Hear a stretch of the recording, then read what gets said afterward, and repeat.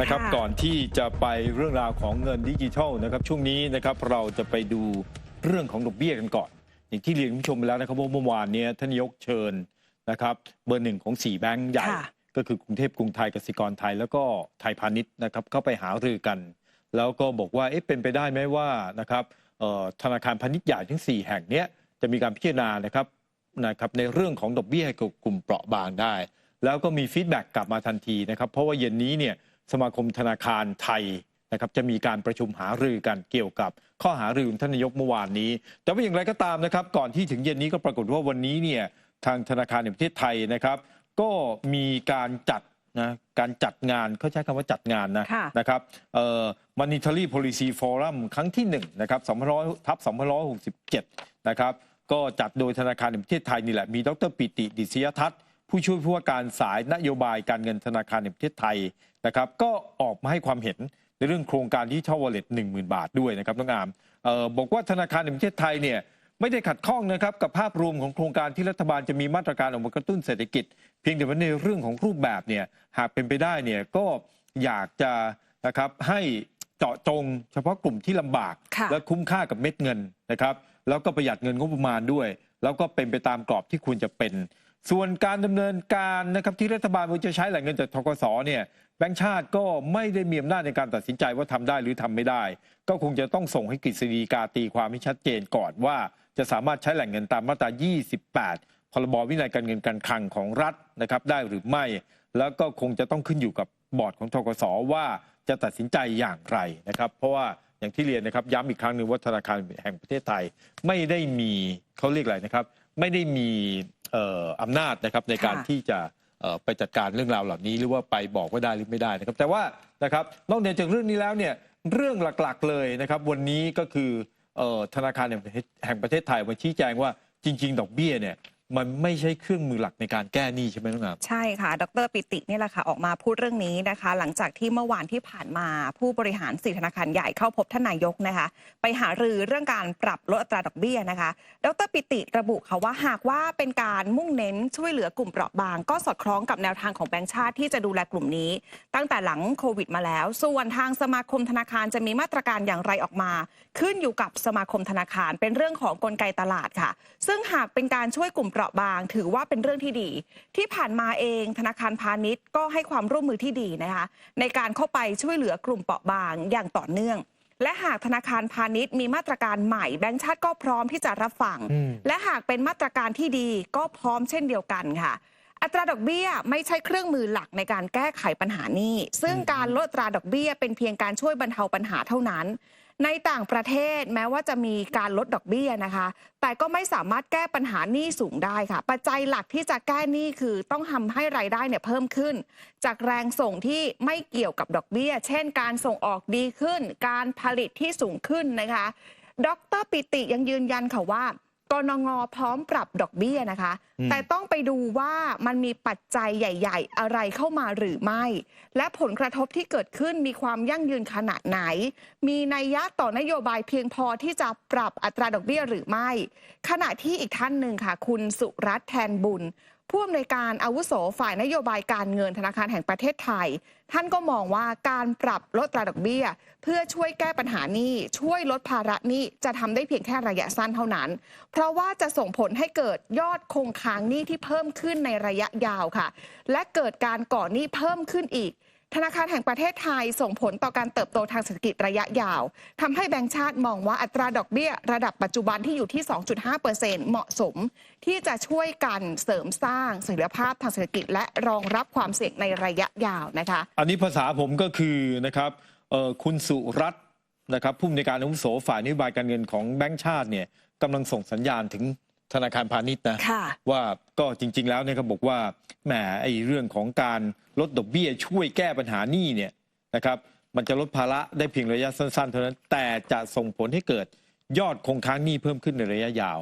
นะอย่างที่บอกว่าเมื่อวันก่อนแหมจริงๆไม่แน่ใจนะขอโทษทีเรื่องของตารางนะครับผลประกอบการของธนาคารเนี่ยหาเจอมั้ยครับถ้าหาเจอขึ้นให้หน่อยเถอะจะดูว่าตัวเลข NPL นะครับมันขยับขึ้นยังไงแบบไหนนะธนาคารพาณิชย์นะของธนาคารพาณิชย์เนี่ยครับ9แบงก์นะครับ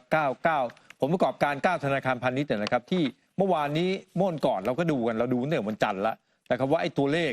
นะครับ NPL coverage ratio ตัวนี้ขอบคุณมากครับนะครับเนี่ยขึ้นมาเนี่ยเห็นไหมครับว่าของแบงก์เทพเนี่ยไตรมาสที่4เนี่ยนะครับเปรียบเทียบไตรมาสแรกของปีนี้กับไตรมาสที่4ของปีที่แล้วเนี่ยมันอยู่ที่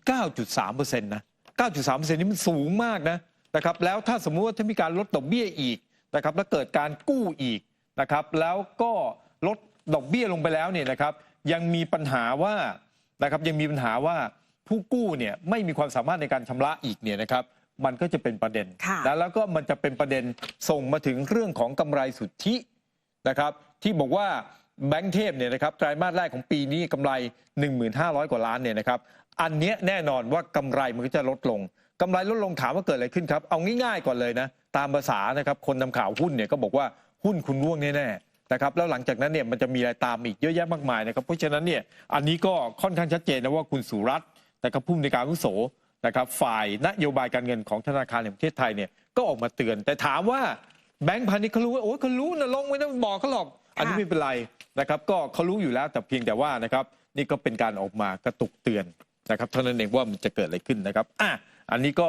เป็นเรื่องของธนาคารแห่งประเทศไทยนะครับมันนิทารี่นะครับวันนี้นะโครงการอะไรสักอย่างดูสินะครับแวบๆนะครับก็จำไม่ได้ซะแล้วนะครับก็เป็น Monetary Policy Forum ครั้งที่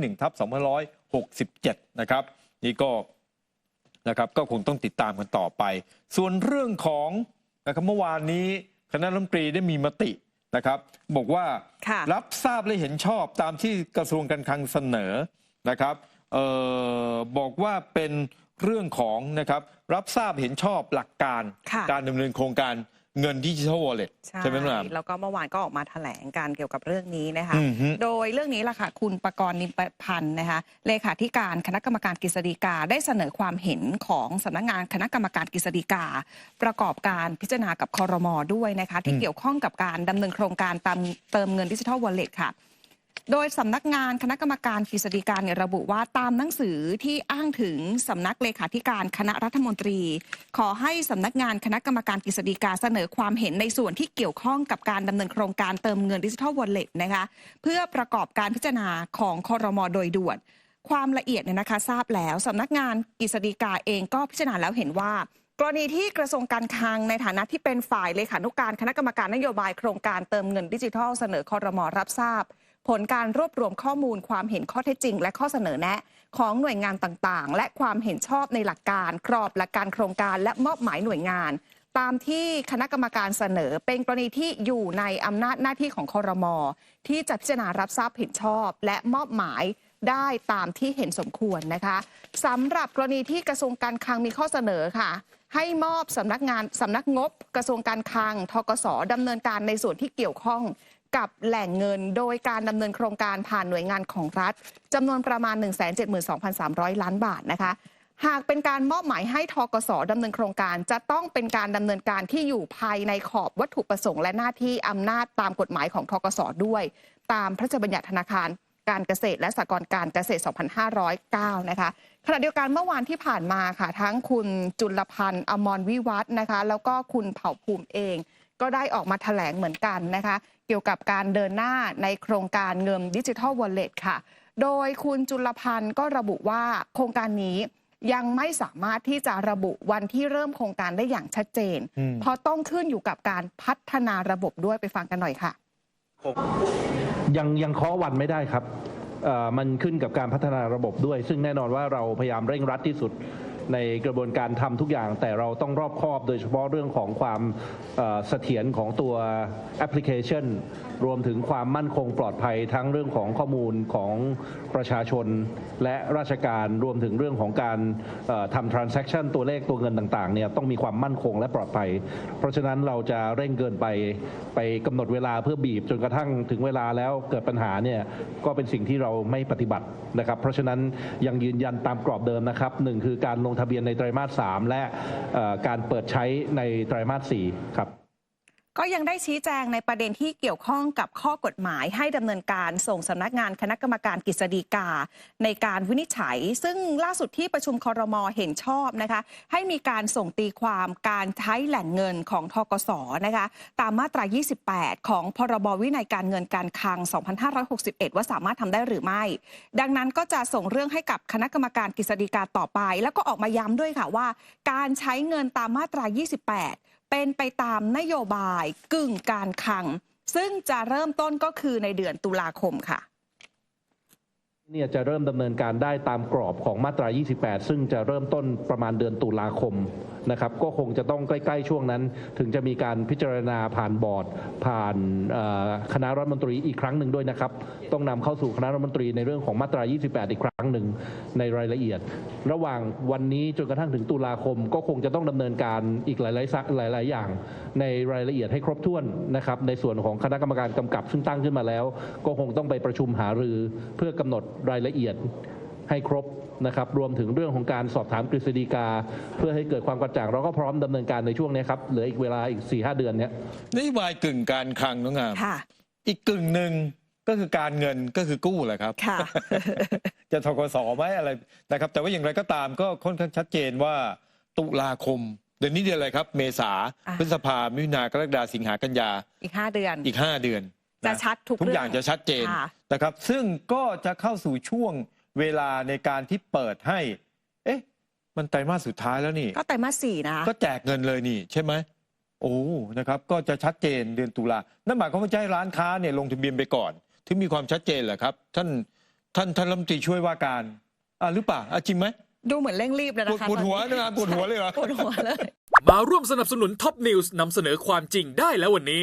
เพียงกดปุ่ม Super Thanks แล้วเลือกจำนวนเงินตามที่ต้องการได้เลยครับขอบคุณครับ